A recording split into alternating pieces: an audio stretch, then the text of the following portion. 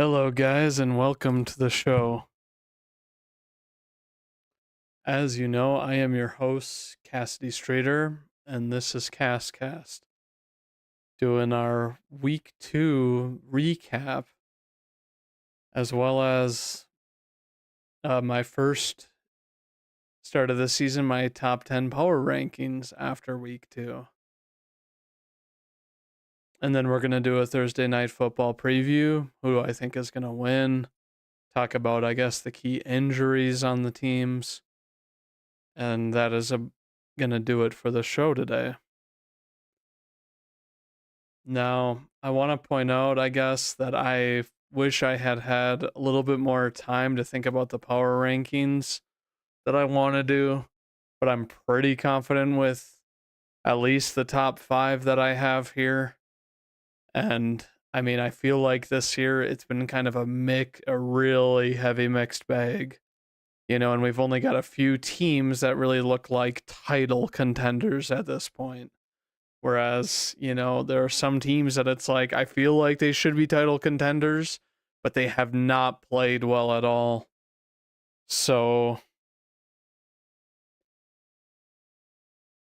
moving on, I'd like to start with,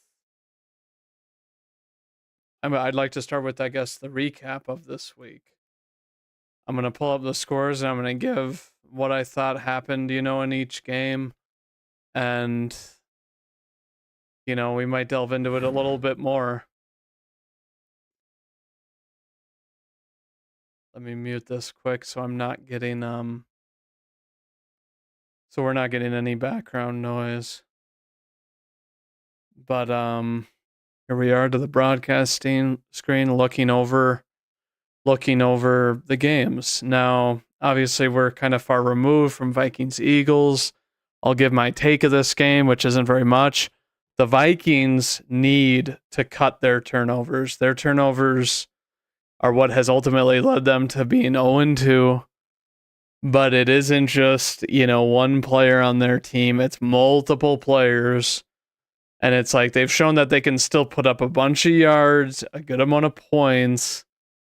Week 1, I really don't think they actually did put up a good amount of points against, the Buccaneers. In that game, they got killed by turnovers.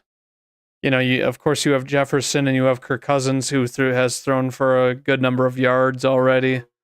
But this team's turnovers are ultimately why they're 0-2. And I feel like with the Vikings, it's like they could easily have a better record, if they didn't turn the ball over. Even the Eagles, I think, had turnovers this game, but they seemingly scored on the Vikings at will.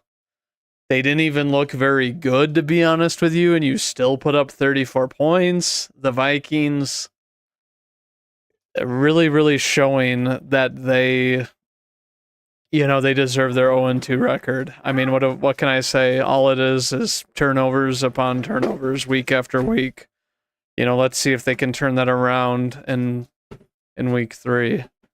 Going to, I guess, my team's game, Packers-Falcons. What I'll say about this game, in my honest opinion, is that if you have an offense that cannot close the game, meaning you either put up, a good amount of yards, milk the clock, even just put up field goals in the fourth quarter where you're, taking time away with of course, what they had was a 12-point lead. If you can't put up one field goal in a final corner like that to make it essentially that the other team has to score 16 in order to beat you, which, is hard. In today's league, and especially a team like the Falcons, they proved that it's like if you do nothing in the fourth quarter, they're going to light up your defense because of Bijan Robinson and their other running back who, I'm not going to lie, I forget his name, but he had an 1,000-yard season. He had an 1,000-yard, Algier, that's right. But it's like, you just go to look at this, and it's like, to me, Bijan didn't run very much, in the first 3 quarters. They really kept him fresh, I guess, in terms of the run. And especially on that dominant offensive line that they have, I just think that this is a team that can be sneaky good and have sneaky comebacks because their defense didn't play, too bad either. Like the only thing that I really saw that looked like it was a missed opportunity was when Love missed Romeo Dobbs on a crosser route in the fourth quarter. I don't like to say gimme touchdown, but he was wide open with a path to the end zone. And he isn't even the fastest guy on the teams. And it's like, that's the only thing that I saw that was like a gimme. But for you to not, milk the clock against a team that is run first, where Ritter, week 1 he had the highest completion percentage. Obviously this week kind of a different story. He's kind of, pretty average here. Could have had 3 turnovers, 2 drops. But overall, it's just really bad to me when you have, this going on. Overall, I think the Packers, like a lot of people want to say that our run defense is really bad. But to me, I don't think you can expect your defense to hold against the run later in the game when the offense puts up, less than 20 yards in the quarter. It's just, an abysmal setting. And I mean, especially with a guy like Bijan Robinson, who's obviously a very talented player. And then you have Algier, who was pounding it, didn't do anything too crazy. But the crazy thing about it is that people think about is that earlier in the game, you have the turnover on downs where they weren't able to pound it in. And it's like if the team hadn't held them to no points then it wouldn't have even, the game would have obviously still been close, but the Packers would have been playing from behind in the, or barely ahead in the fourth quarter. And it would have been a lot easier for the Falcons to win the game. But I give credit where it's due. They stuck to their guns on the Falcons. They didn't panic. They kind of realized, I think, that Ritter was kind of having an off game where he had thrown some risky passes that should have been picked. And ultimately, I guess the insane thing about it is that even with those, passes that shouldn't have been picked, the Packers did capitalize on the drives afterwards for the most part. So it's like this, they gave up the amount of points that they were willing to give up, and then they took control at the end of the game in order to secure a win. And they looked, Drake London did look really good, had some clutch catches, and this is a talented team. I think that Matt Collins has showed that he's trying to prove it this year, that he should be on a team because he was released last year. Drake London, obviously very good young talent, big wide receiver, with good hands, good route running. And then, not to mention that it's like Kyle Pitts should be doing better on this team.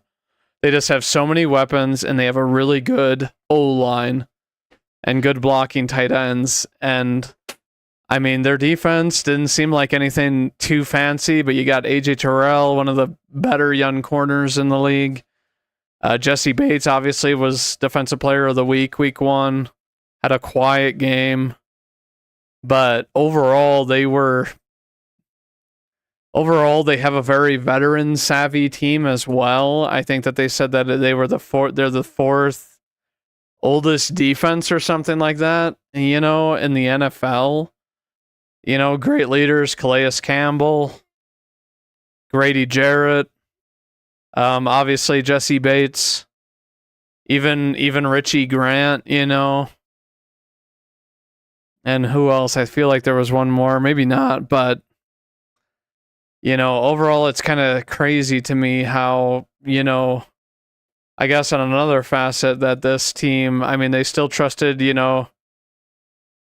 Koo to make the kicks after he shanked an extra point early on, and kept him in it to the point where it's like they put the Packers into submission. So the Falcons, kudos to them.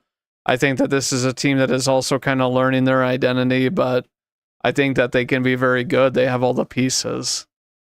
But moving on, that's my impression is that the Packers, we just kind of floundered in the fourth. And it's really easy to give up run yards later in the game when a team runs it that much with as dominant a line as they have. Because I really don't think, against the Bears, the Packers had really stout run defense, week one, where they really limited the run game of the Bears.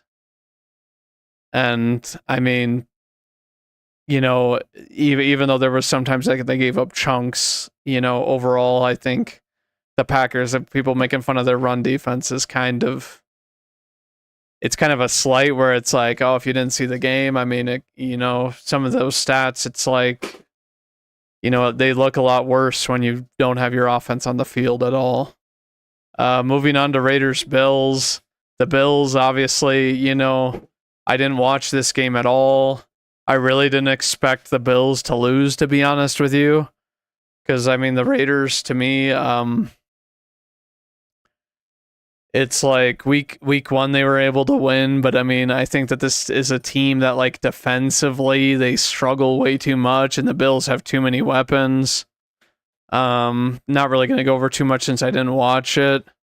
Ravens Bengals. I think it's great. I think that the Ravens are kind of scratching the surface. They've been scoring, around the same number of points each game, this season. And they're undefeated, but it's in the mid-20s. They look like they could have some polishing up to do, but they have, even after their running back went out week one, I think that they're still functioning well in the pass game. The Bengals, it's unfortunate. I expect them to kind of be a contender, but they always seem to be one of these teams the last few years that they look rusty. Joe Burrow is apparently hurt, which is not good. They need to keep him healthy or they're nothing. Honestly, in my opinion, if they don't have Burrow, they're one of the worst teams in the league. Just because he is such an elite talent, top 5 QB easily. But yeah, not a surprise here. I think the Ravens, have, and Lamar Jackson want to prove that they're legit.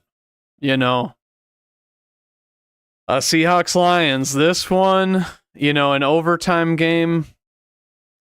An overtime game here. The Seahawks, they looked, very, very good in this game, matching the Lions, point for point. I think that you'll look at this team as well, and they were able to pick off Goff after however many pass attempts. I can't remember how many. It was like 358 or something, if I were to guess off the top of my head. But the streak had to end sometime. It's unfortunate that it ended here where ultimately they needed to not turn the ball over in such a high scoring game. They had the highest scoring game last year where they scored obviously a good amount more, where it was like in the 40s or something. They had the highest scoring game last year, but the Lions, this just goes to show me that they still are kind of the same defense that they were last year. This is what their shortcomings were about, is that they could not hold teams. And the Seahawks, week one, I don't know if that was a fluke. I don't know if it was nerves. I don't know what it was, but they didn't look good against the Rams at all. And I guess, a testament to the Rams, they look reinvigorated this year. But yeah, it's crazy to me how the Seahawks, how bad they were week one. When last year it was all the talk about how they turned the clock forward to be a good contending team. And they're a very good team with a lot of weapons on offense. You got Kenneth Walker, Najigba, DK, and Lockett, and it's just, it's crazy. It doesn't surprise me that they were able to beat the Lions, who I think are still a shoddy defense. I think that their linebacker and pass rush is their strength, but their defensive back core is they need to do something in order to prevent, this many points being given up, because you can't just outright win shootouts every time, and that's what it looks like with the Lions. And it's like week 1, they weren't even able to put up that many points, on offense. They had a pick 6 against the Chiefs, and it just overall looked like they inched by in that game. Granted, it was against, the former champions at Arrowhead, but I don't want to give the Lions too much credit because they've been sporadic through the first 2 weeks. Now we have Colts Texans. Didn't watch this game at all. The Colts, I know they had Anthony Richardson go out with a concussion. That's really unfortunate. He's a very high ceiling player, a guy that big who can run that fast. That just goes to show you it doesn't matter how big and tough you are. A concussion is really going to put your career in a downward spiral. Hopefully he plays next week. The Texans, I think it's good that they're competing. Don't have much to say about them. I think that their team is still very young. I think that they added good pieces in the draft with their QB Stroud and then Richardson, but overall it's just going to take time for them to mold and mesh, especially with a new head coach. Even though, albeit he was, a really good defensive coach for the Niners for years. Chiefs, Jaguars. Here is another one that I, watched a little bit of. To me, it looked like the Jaguars just couldn't capitalize on Chiefs' mistakes. It is crazy to me how little points the Chiefs scored, I guess. But I will say this, the Jaguars, for whatever reason, have been playing the Chiefs competitive since last year, where it's like even in the playoffs, they had a shot to win it, to beat the Chiefs, and they ultimately just couldn't come down with the win. But the Jaguars are a very young, spicy, crafty team with, Doug Peterson is a very good head coach and is making this team put out their best. I think that, it's only a matter of time with them because they have the talent. Calvin Ridley looks like he's a man on a mission. And the Chiefs, I guess I don't know what to say about it. It's good that they got Chris Jones and Kelsey back, but it just, I don't know, it looks bad to me if you can only put up 17 and you get Kelsey back. Who knows, he's probably not at full strength yet, but yeah, interesting. Bears, Buccaneers. I would say I'm impressed with the Buccaneers, except for the fact that they barely beat the Vikings. They gave up a bunch of yards.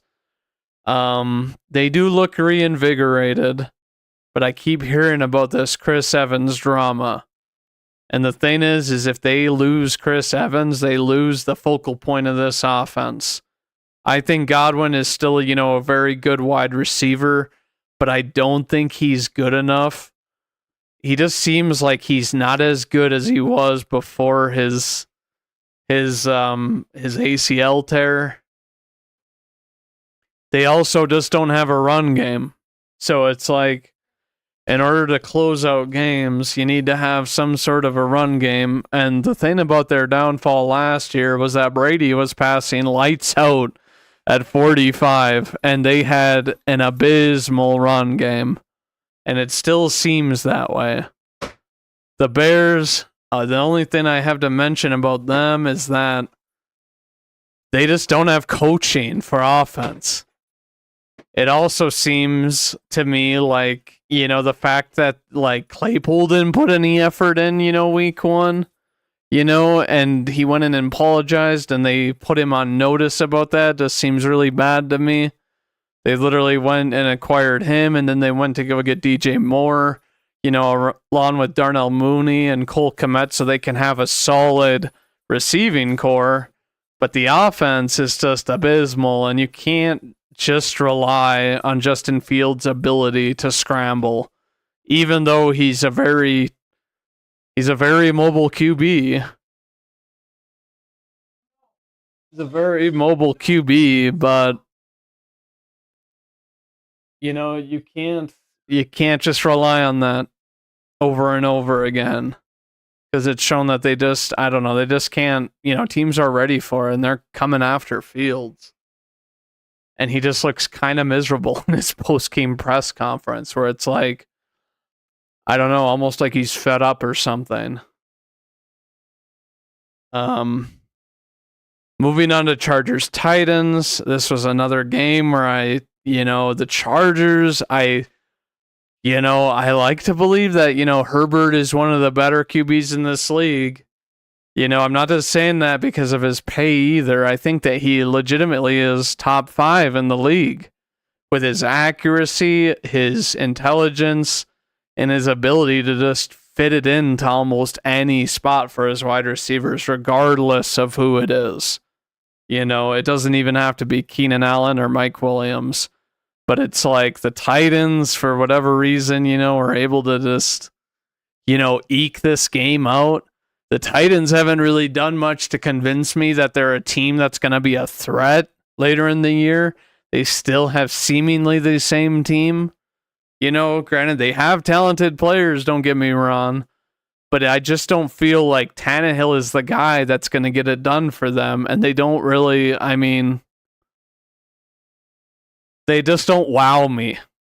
They have a boring style of play, but it's like usually if you have a style of play like that and you're going to be able to win, you're going to be dominating opponents with time of possession.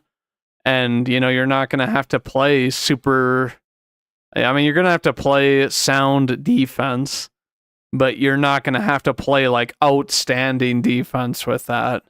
Like that's the type of team that it's like they'll win if they own the time of possession and then they force a drive with no points. That's the kind of team that I think the Titans could be, but no wow there. I really don't like the Titans. The Chargers, I think, they really have to solve their defensive problems. Not like they gave up a ton of points, but it's like, even week 1, they went, not toe-to-toe, but they competed with the Dolphins, who are, they look like an amazing team.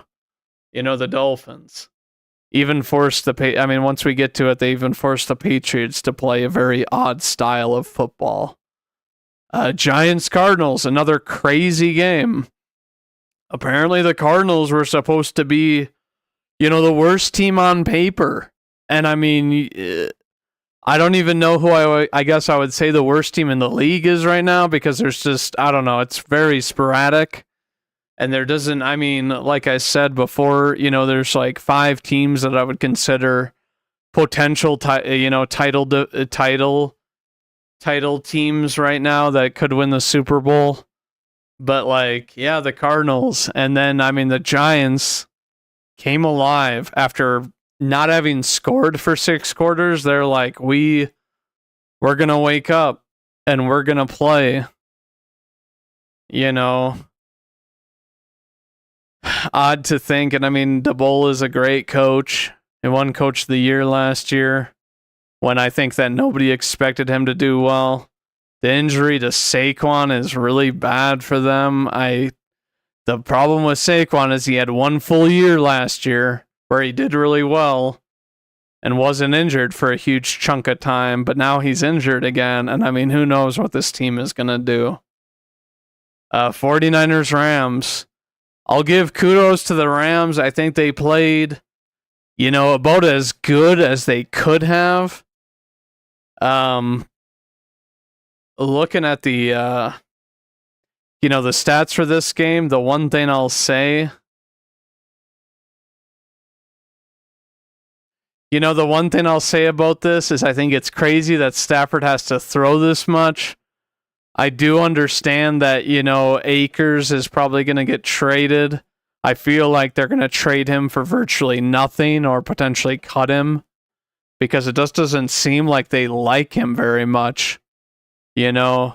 Stafford with 2 picks is unfortunate, One of them was his wide receiver just kind of not really going for it on his route is, I guess, the terminology I'm going to use.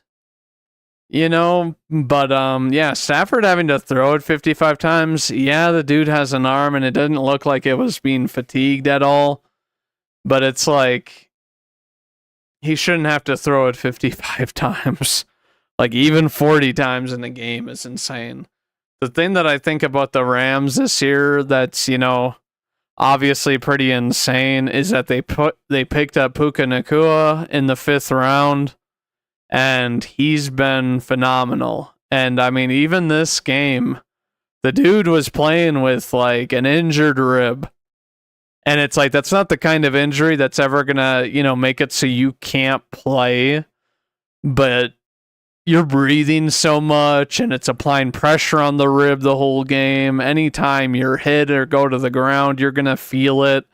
And it's just like this kid is still, 20 targets for 15 receptions and 150 yards.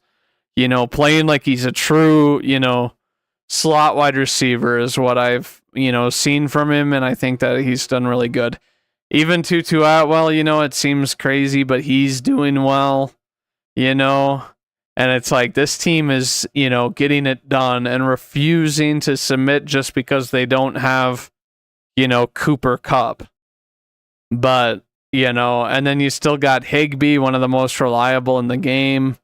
I think that they played really well, especially with how much pressure the Niners have been forcing on teams, with Bosa, playing, with no limitations at this point, like he said in his his interview that he had with Howie, before the game. I mean, he looks really good. But yeah, the Niners, I don't really have too much to say about them that most people don't already know. Purdy's looking really accurate. He doesn't even have to do very much, I guess, he doesn't have to do very much. They have a very balanced attack on this team, especially in this game where you look at, the pass and, the pass and rushing is identical because I'm assuming, Brock Purdy's rushes are not designed QB rushes. It's not what they would use him for. And then you've got, obviously a lot of weapons. Samuel, Ayuk, Kittle, McCaffrey in the receiving game. Even Jawan Jennings, I saw him with, a pretty good catch. They're obviously not spreading the ball around a ton, but it's like any one of these guys is just. And then obviously, like with the defense, yada, yada, yada. Fred Warner looks like he's in even better shape this year and just able to do so much, and he's so fast for a middle linebacker. But yeah, this is a team that, to me, they look like they're ready to go to the Super Bowl again this year. And there really isn't anyone, besides one team, which we'll get to, who could, I think take them on at this point.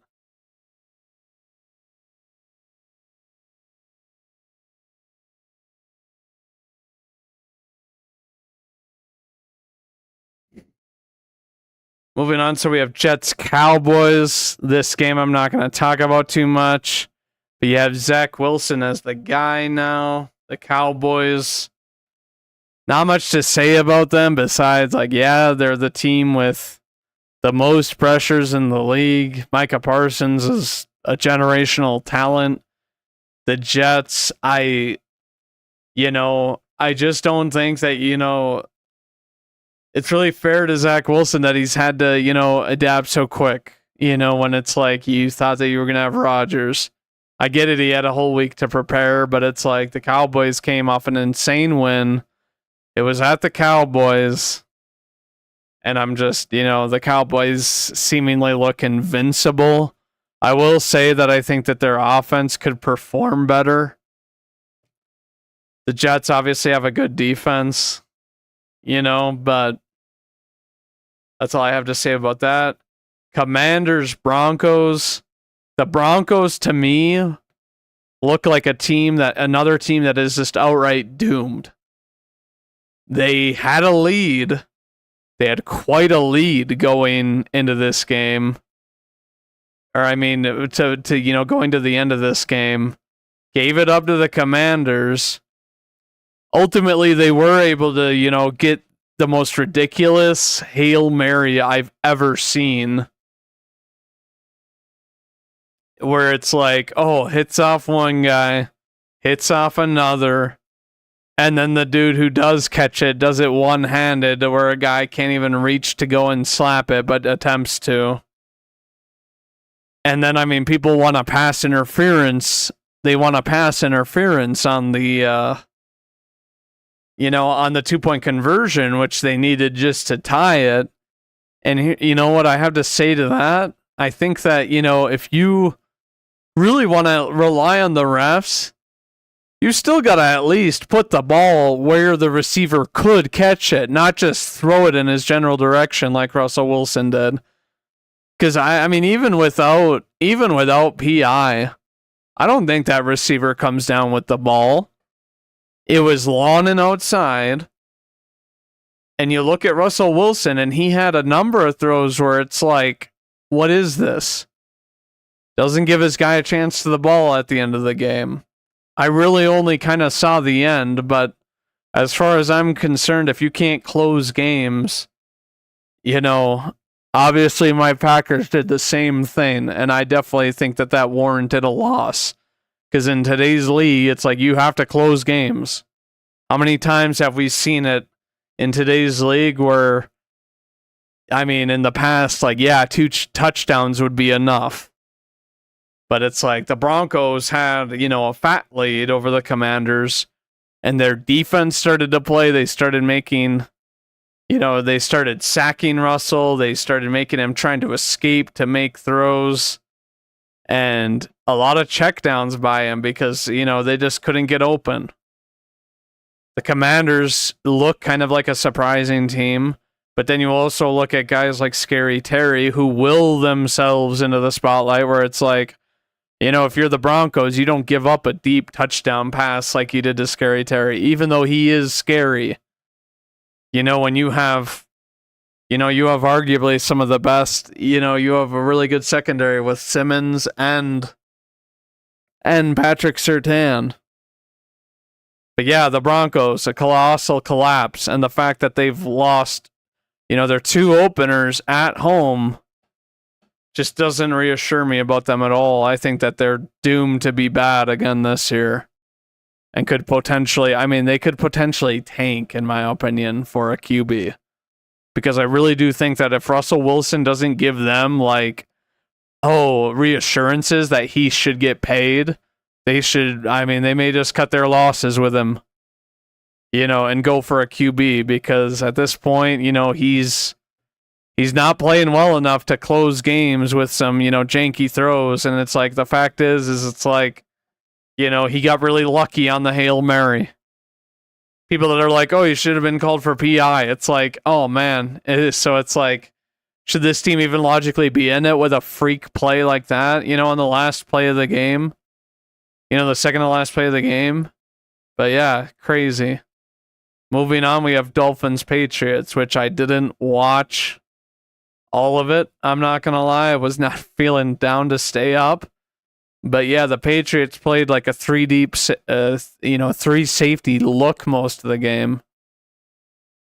But then Tua, was dinking and diming on them down low, which, works as well because with those guys' speeds, it's like one slip up or one breach of containment and it's a 70-yard touchdown.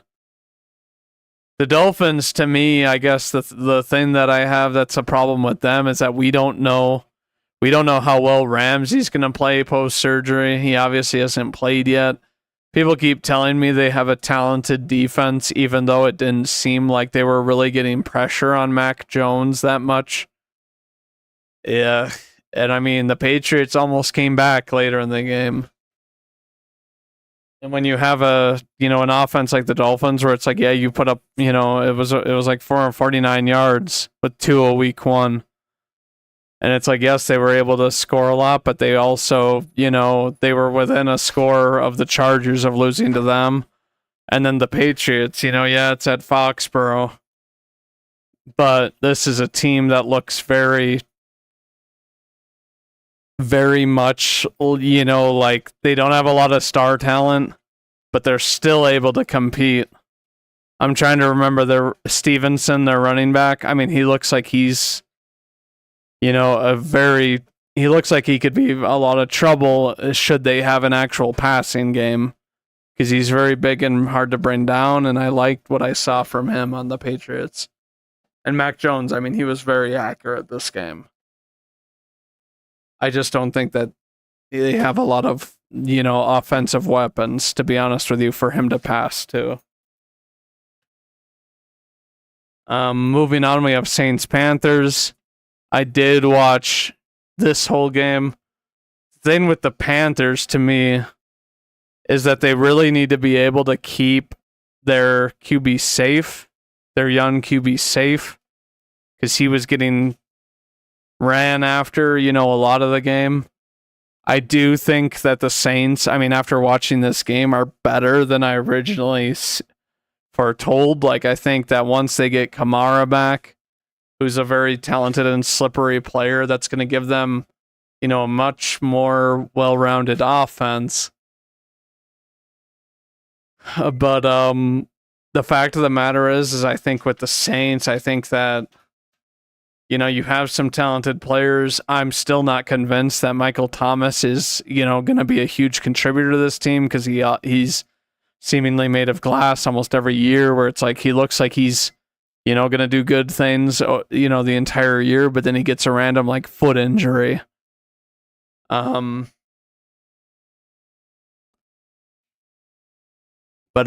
looking at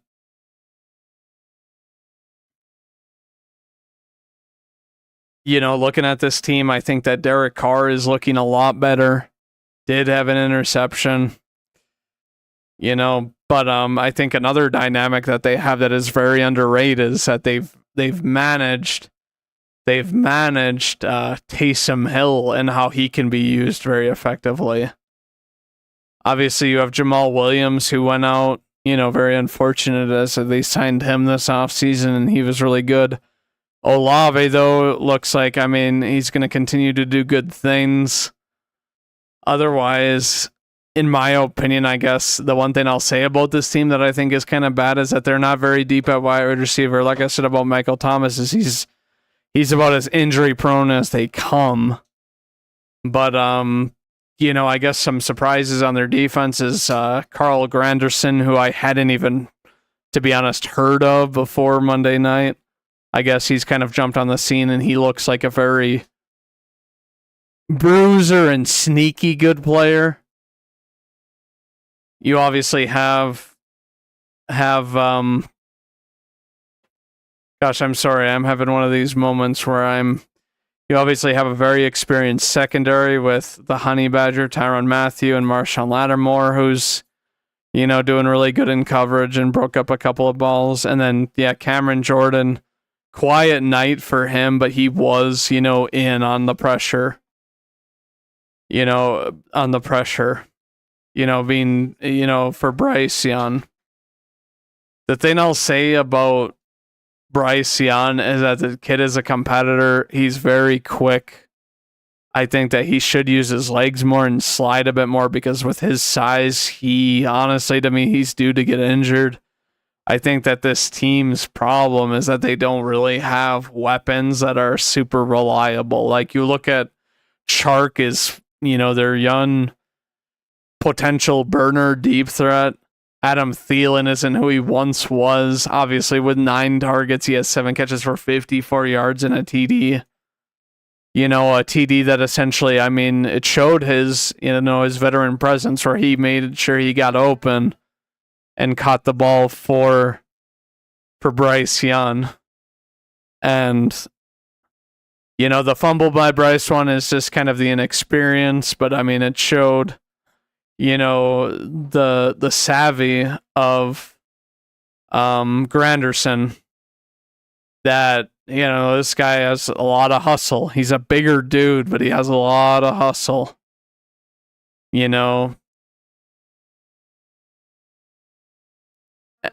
And it just, I think that this team,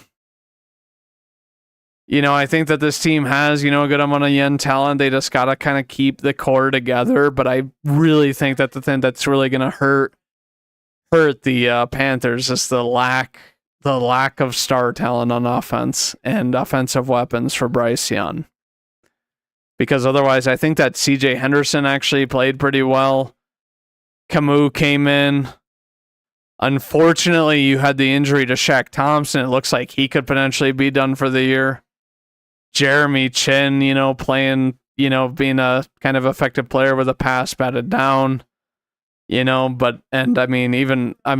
Burns, getting after the quarterback and Gross Matos as well. I think that this team is is honestly very talented. I think that Derek Brown is a very stout, run defender, but otherwise a well-rounded team that just ultimately they have to play a bit more together, I think, to get good and acquire a few more pieces. Now moving on to Browns Steelers.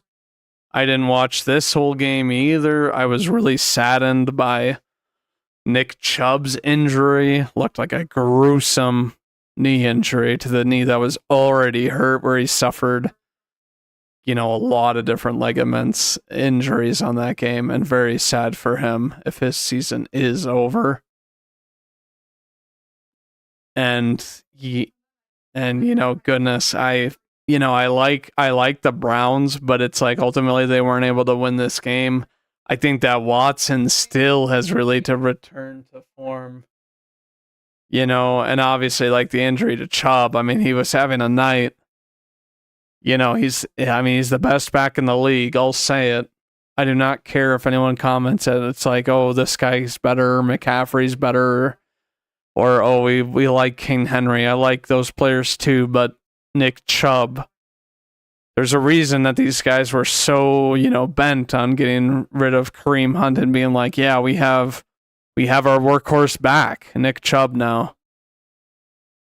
But now, I guess there's talk that Hunt might go back just because he's familiar with the system, obviously. And they probably won't have to pay him very much because there's numerous backs on the market still. But yeah, overall, the passing attack to this, I think that Njoku, actually looked kind of good, but even though he did have a fumble, type of thing. But I think that this team, looks like they're finally ready to kind of win. And Watson, he definitely looks better than when he came back last year, but it's like I think that he really needs to focus on his ball placement, because he has all the weapons. I think Amari Cooper's still a stellar option to have as a wide receiver one. Elijah Moore, very young. Njoku, still pretty young. And overall a very young wide receiver, core. But, I think that they have a lot of guys for him to go and get the ball to, and especially with his mobility. If he reacquires that the pre-trade Deshaun Watson that, was in talks to potentially be an MVP, even though he was on, a really bad Texans team, I think that this team would be really good. I'm kind of alluding to the fact that they have a very good defense. I think Denzel Ward is looking very good. Greg Newsome, one of the young star talents in the league. It's not to mention that they have Myles Garrett, who's obviously a monster and a machine, had a quiet game, this game. And I think that was one of their problems, is that they really couldn't put the pressure on Kenny Pickett. I think that Zadarius Smith was a good addition, regardless of how I feel about him after, his remarks about the Packers. I think that he is still is a good player, at least to sub in and get a splash play every once in a while. But this game, ultimately came down to, I think the Steelers were getting after Deshaun Watson. And you've got Highsmith with a sack. You have, TJ Watt, who's just, absolutely flying around. And they were ultimately getting to Watson. And that, to me, that does kind of show why it's like potentially why he had just above a 50% completion rating. But the Steelers look like they're poised to be a good team this year. A very, very good defense, which, which Tomlin has always had. And it's like they just got after Watson this game. Obviously, a lot of punts by Presley Harvin. Crazy, I don't know why. And it's like a good amount of young talent on their offense. They have, George Pickens, who's just, he makes it look so easy. He's just so fast. Doesn't even look like he's really running at full speed all the time. Calvin Austin, a good young wide receiver. Freiermuth, I think that he does more than just get passes to. I think he's a good blocker. But I think that they do need to kind of do better with their offense. They have Allen Robinson, who it's like if he can return to how he was back on the Bears, then they have themselves a team. I think that I'm trying to look at who they, I'm trying to remember who they drafted now at tight end, but it's like it doesn't seem like they've gotten him involved at all. But yeah, very good defense, and I think that the offense, it's like they have Najee Harris, who is a very well-rounded back. I think has, can even catch it for a power back very well. But this team, is in a tougher division. It's a good thing that they beat the Browns so that they have a tiebreak, the tiebreak on them. And I think that they can definitely compete with, teams like the Jaguars, the Ravens, as well as the Bengals, who have just not looked good, and they don't look like they can protect Joe Burrow, to be honest with you. Which is, the recipe to beat any elite QB is get pressure on them. But, yeah, very good game defensively by the Steelers.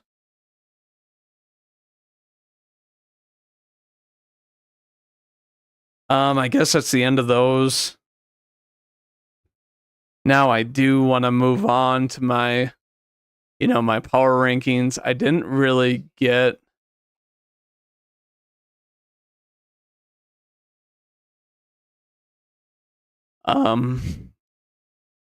so I didn't really get anything ready. I would do like a top 10 with pictures types of thing, but I'm kind of just going to read off, the list that I made, and say who I think, who are in my top 10. I do have the Chargers at number 10, regardless of the fact that they're 0-2. I think that the Chargers, they competed against the Dolphins, which I think earns them a spot in the top 10 because the Dolphins are one of the only teams that look like they're kind of a solidified team. Like they don't have too many glaring issues. I do think the defense is a little suspect, but like I said, we don't know if, Ramsey will change, how good their defense can be if he can return to form. At number 9, I actually have the Chiefs. The reason I have them so low is even though Mahomes looks like he's playing fine and he's doing Mahomes things to psych out defenses and that sort of thing, I think that this last week against the Jaguars and even against the Lions, they can look vulnerable because it's like, even though the Lions, obviously it's opening night and, obviously teams have jitters and whatever else. And I don't think it was any sort of Super Bowl hangover. I think that they just had receivers that weren't catching passes that should have been caught. Like they defeated themselves. But I still think Mahomes is Mahomes. I think that their defense has played well enough. And I guess, they played against the Jaguars, who aren't a high scoring offense, and they're still trying to figure things out. Their offense, who knows? Maybe they just need to get clicking again. But, the Chiefs are the Chiefs. And that's why I have them at number 9. I just really, like I said, with these top 10, these top 10 teams, and especially with these bottom 5, I was kind of, I was a little bit, on the fence about where I should put whom. I do have the Eagles at number 8. I think that their defense is looking incredible, which has won them games. The offense looks like they can explode at any second, but overall they look inconsistent because they have a new offensive coordinator. Obviously, I did see the Devonta Smith touchdown, but, overall, it's like this is a team that dominated the Vikings last year, and the Vikings were able to still score a good number of points on them. But yeah, that's why I have the Eagles at 8, because they look really good on defense, but their offense, which was their problem last year. They had a really good running game last year, and the passing game was inconsistent. Even though they have Brown and then they have Smith. At number 7, I actually was wondering where I should place them. I actually put the Falcons, another a 2-0 team, obviously. The main reason I think for this team, and the reason why I put it here, is because I think that even though they have kind of unproven players, because they're a younger team, young QB, second-year QB, Bijan Robinson, who obviously it's like he's, the thing about the league is that it's like you can get a guy that fast and that gifted, and they just may not pan out. But I also think that it makes him look potentially better because they have a really good O-line. People will probably call blasphemy for that because apparently he was that good of a player in college, and that's why he was, our first, running back taken in the top 10 in years. But the Falcons seem like they're scrappy. They seem like they have a very good veteran team. The one thing I'll say about them is I don't know much about their head coach, but he's obviously been the coach for a few seasons now. Going into Sunday, his record was 15-20. Now he's 16-20. So, kind of unproven coach. And that's another reason why, I would say with the Eagles and Chiefs, of why they were in the top 10 is because they have, proven coaches that aren't, terrible. Moving on from the Falcons, I put the Browns. I thought about putting the Browns lower, but I guess, the thing about their loss is that you just don't know. It probably would have been an entirely different game if they had Nick Chubb the whole game, because up until his injury, he was crushing the Steelers, who have a good defense. But I don't know how good they can be. I don't know how good they can be now, but time will tell. Moving on from them, I was kind of surprised I was even considering this team, but I put the Saints at number 5. The reason for that is primarily because I think that they have a really scrappy defense. I guess I didn't really look. I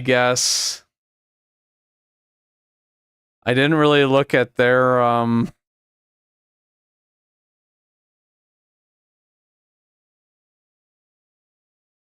didn't really look at their schedule. I forget who they played week 1. But they played against Carolina. They obviously showed they have very good, gutsy players. This is preseason. They beat the Titans and they barely beat them. But still holding a team like that who can run the ball well and doesn't play into their pass rush is still, it's crazy to me.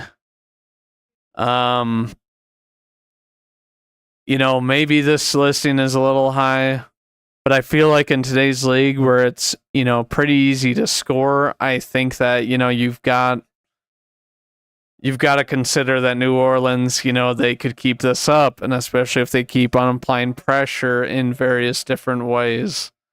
So that's why I have the Saints at number 5. It might be kind of high, but yeah, I personally think that the Saints look like a very good team. At number 4, I actually have the Dolphins.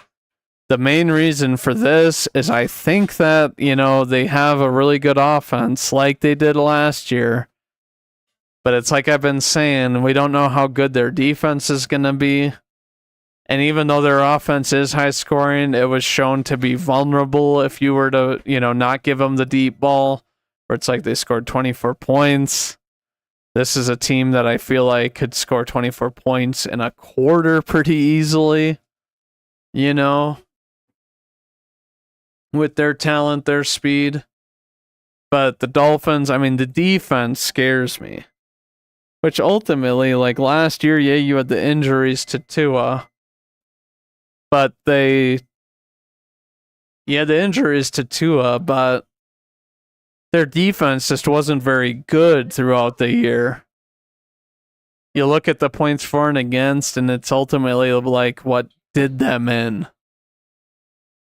At number 3, I actually put the Ravens. I think that the Ravens are actually underperforming. I think Lamar Jackson is kind of ready to prove, how good he is, this year. And that defense is performing pretty well. And I think that, they're kind of meshing because they have Odell Beckham is obviously a new player that they brought in after he took the whole year off, and he's a very dynamic player. I'm trying to remember the rookie that they signed, but he's apparently getting his feet wet already, drafted, the number 1 wide receiver that they drafted for their team. But I'm really excited for the Ravens. I think that they can prove a lot of teams, wrong and beat a lot of teams in a plethora of ways. At number 2, it should probably come as no surprise that I have the Cowboys. I do think that, the offense could perform better. I actually think that a 40-0 win week 1, especially with how much pressure and how many free points they got, was kind of an understatement, and you can't even tell me it's like, oh, well, they might have just eased up on the other team. The Giants were playing so bad that it's like it was a free win. It's like the big brother that's 10 years older than the little brother, wrestling them in the backyard. But yeah, you've got their defense that looks like monstrous. But going to the 49ers. The reason I think that they're the number 1 team is they have the most talent, in my opinion, on this team, on offense and defense.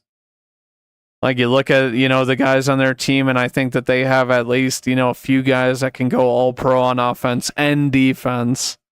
I'm not going to go into saying names or anything like that. But it's like Brock Purdy looks like he's slinging it very well, very accurate. And they look like they're a team on a mission, almost like this is a revenge year for how they lost to the Eagles in the NFC Championship game last year. But that is my top 10. Moving on. I want to go look at the Thursday night matchup, even though I don't think that there's much to talk about here. You look at the Giants, and they already seem very injury-plagued. Obviously, you have the injury to Saquon Barkley. He is out. Didn't practice at all. Bredesen, the guard, concussion, unfortunate. He is out because, it usually takes like 5 or 6 days. Like, it's usually a Saturday before when they clear it, or Friday before the games, and they are on a short week. Azeez Ojulari being out is bad for them, a young pass rusher that they need to develop.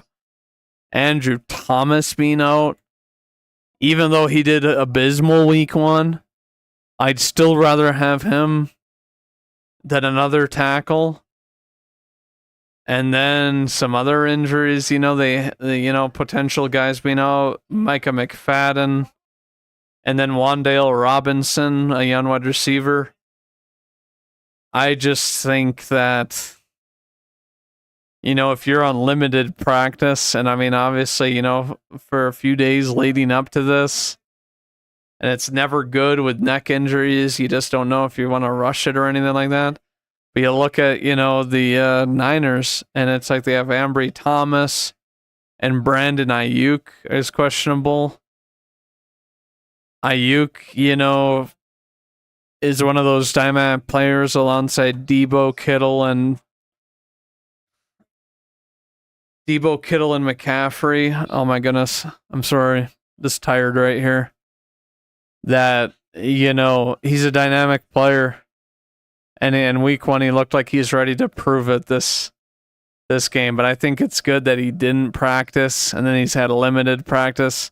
Shoulder injuries can be bizarre. They can definitely affect a wide receiver a lot because usually, you can't really lift your arms up and make high catches and stuff like that. And teams are going to know that it's going to be harder for him to do those if he has to. But otherwise, the Niners are a very healthy team. And they're definitely just going to fit it in their game plan that they're not, if they don't think that Ayuk's going to be, fully ready to go, they're not just going to, force him, to produce over and over again. But, for this game, I really think that, the Giants are too injury plagued. I just don't know what they can really do against the defense, against the Niners either, to even put up points. It's like, I feel like the Giants defense is going to have to be the ones that, step up and they somehow limit the Niners. I don't really know how you think to do that or how that's possible. But I'm gonna predict Niners win this game. And it's like, depending on what kind of Giants team we get, I think that the Niners score 28. And I think that the Giants, it's like they could score an abysmal amount, like 10 points or something like that. I'm going to say 28-10, Niners by a landslide.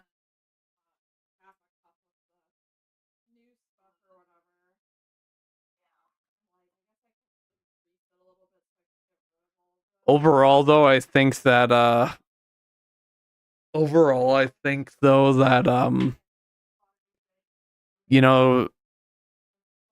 think that's going to be it for me in this edition of Cast. Do you guys want to leave any thoughts in the comments or anything like that? I would greatly appreciate it on some points that I maybe didn't make or things that you disagree about. I'm always open to that. But now that I'm done with this episode, we'll see you next time, which is going to be on Saturday. I am thinking about, doing a live reaction to the game tomorrow night, but we'll see. And as always, I guess to finish this, I'm going to say, go Pack, go.